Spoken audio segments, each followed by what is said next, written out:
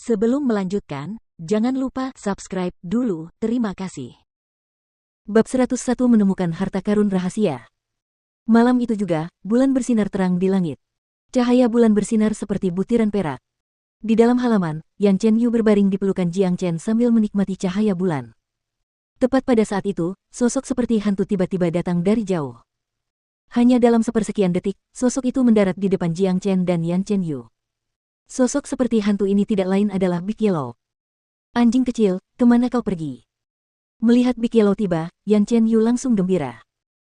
Aduh, sial, para idiot dari Sekte Pedang Surgawi itu mencoba menangkapku, ayah mereka. Mereka bahkan belum melihat ke cermin untuk melihat seperti apa rupa mereka. Makhluk hebat sepertiku bukanlah orang yang bisa ditangkap dengan mudah. Big Yellow meludah dan mengangkat kepalanya dengan bangga. Kemudian dia menatap Jiang Chen dengan puas. Nak, penampilanmu hari ini tidak buruk, aku tidak pernah menyangka kamu punya nyali sebanyak itu. Kamu benar-benar membuatku, ayahmu, memiliki rasa hormat yang baru terhadapmu. Pergi sana. Jiang Chen menatap Big Yellow. Orang ini, selain pikirannya yang jahat, hanya memiliki narsisme. Kau meminta Xiao Yu memberitahuku ada harta karun di kota matahari berputar ini, harta karun apa? Jiang Chen tidak bisa menunggu lebih lama lagi dan bertanya. Dia tidak mengikuti Han Yan dan yang lainnya kembali ke Sekte Hitam hanya karena harta karun yang disebutkan oleh Big Yellow. Saya juga tidak tahu apa itu, tetapi saya bisa merasakan tempat di mana harta karun itu disembunyikan. Tepat di dalam gurun di belakang kota Werlingsun, dan firasat saya jelas tidak salah.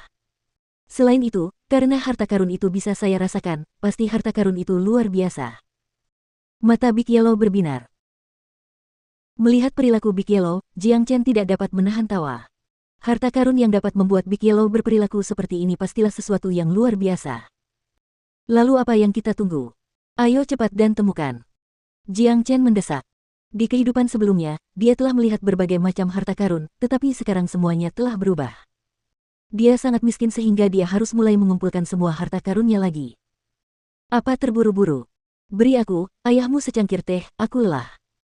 Big Yellow bertingkah seperti manusia dan duduk di bangku di samping meja batu. Ia menunggu Jiang Chen menyajikan teh untuknya. Jiang Chen mencengkeram telinga si kuning besar dan menariknya dari bangku. Dasar anjing sialan, aku memberimu sedikit cahaya dan kemudian kau mulai bersinar. Aku menunjukkan rasa hormat padamu, kemudian kau mulai bertingkah seperti seorang tuan. Anjing macam apa yang minum teh? Jiang Chen sangat mengenal anjing ini.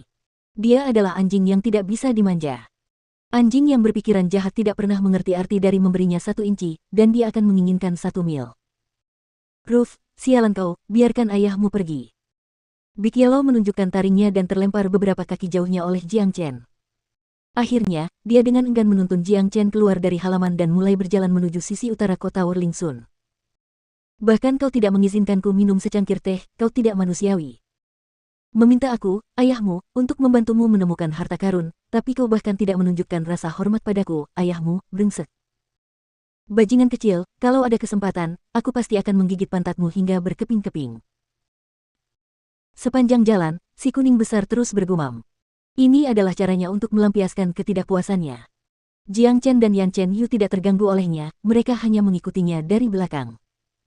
Ketiganya berjalan di jalan yang cukup terpencil, itulah sebabnya mereka tidak bertabrakan dengan siapapun di sepanjang jalan. Ini jauh lebih baik, karena akan menyelamatkan mereka dari masalah yang tidak diinginkan.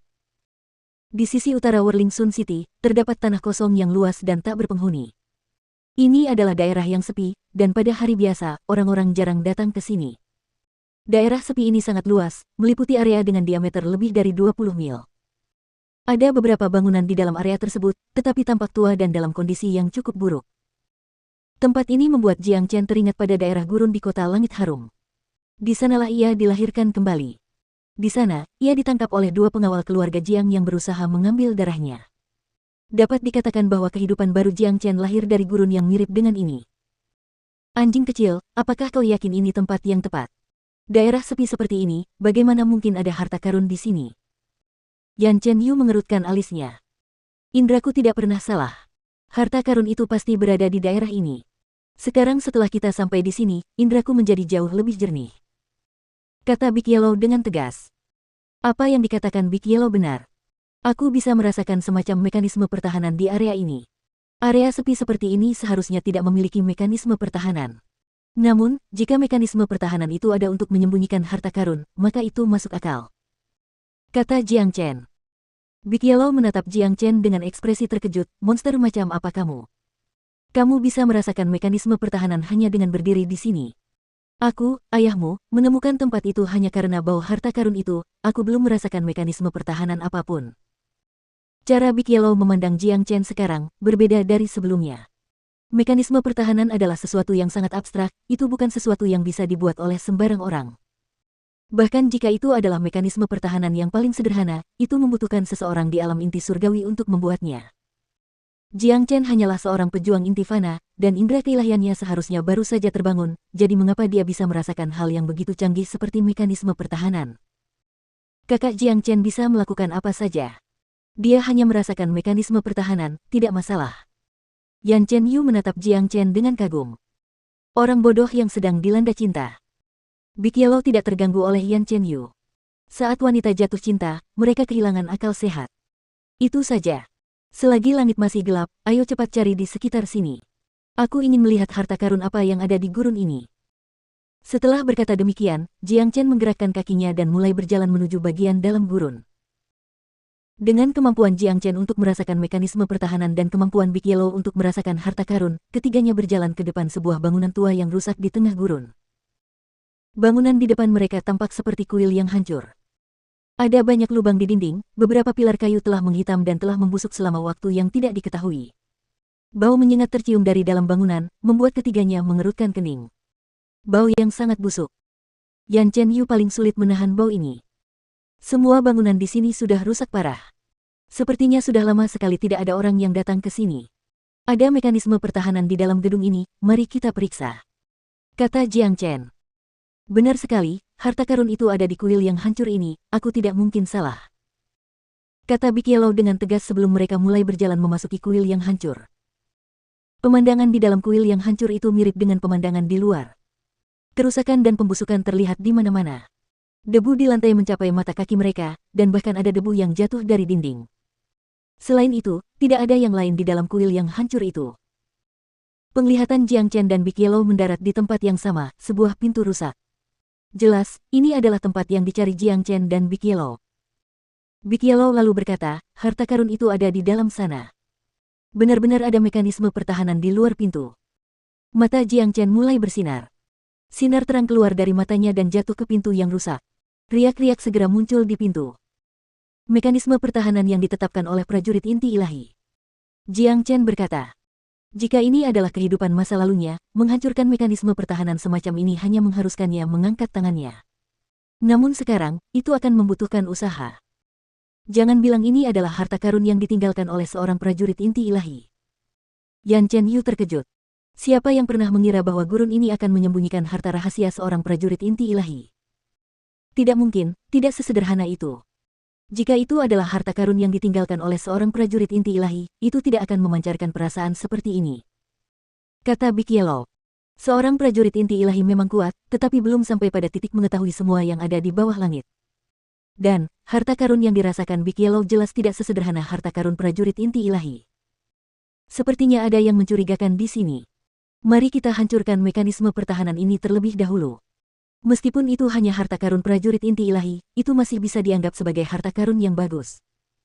Jiang Chen berkata, untuk situasinya saat ini, dia hanya bisa mengagumi para prajurit inti ilahi. Jika dia bisa memasuki tempat persembunyian harta karun rahasia seorang prajurit inti ilahi, keuntungan yang akan dia dapatkan tidak akan terbayangkan. Nak, karena kamu bisa merasakan mekanisme pertahanan itu, apakah kamu punya cara untuk menghancurkannya? Big Yellow berkata dengan nada provokatif sambil menatap Jiang Chen. Itu hanya mekanisme pertahanan prajurit inti ilahi, itu tidak bisa menghentikanku.